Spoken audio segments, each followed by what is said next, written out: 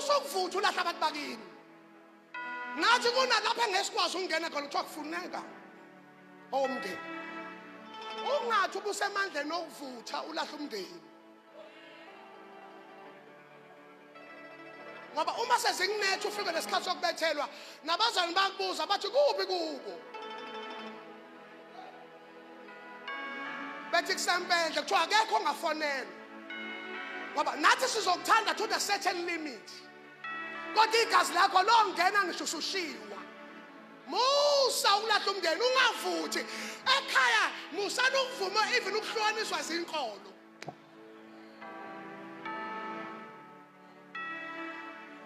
Ngizwa ngelinye la. Musa ukuvutha ulahla abantu bakini. Nathi kunalapha engesikwazi ungena khona kuthiwa kufuneka omndeni. Manje kini nomshado ufika ususonkile. Babuka njalo. Uzothi maze kunetha. Uzothi makufika isikhathi sokubethelwa, bethi awu akaye kubazalwane bakhe phela. Ngoba uma uJesu owokuqala kusondela ngomunye umuntu kwasondela unina. Be careful. Be careful.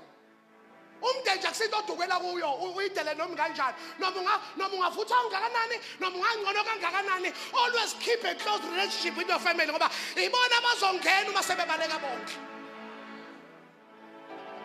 Awungane omkhulu lona siyakude mani linda ubethelwe ube uthi ubani oyosondela.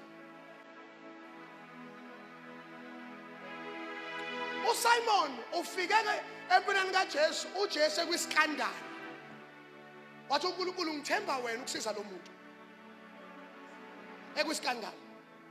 Ngoba usuku ungakafika ebudodeni ophelele baKristu, uma ungeke ungene odakeni usiza umfowenu usabungcola.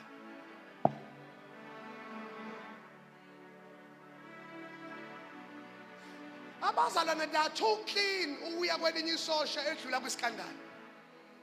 Benza ngathi abazwanga ukuthi umzana ubhekene nani, benza ngathi abazwanga ngoba basaba ukuthi bazobhanqa kule nkulumo. Maningi amasosha esiwaluzile ngenxa ukuthi adlule ezintweni ezingemnandi sasaba ukuyongcola kanye nabo. Because we were too holy to come to their houses.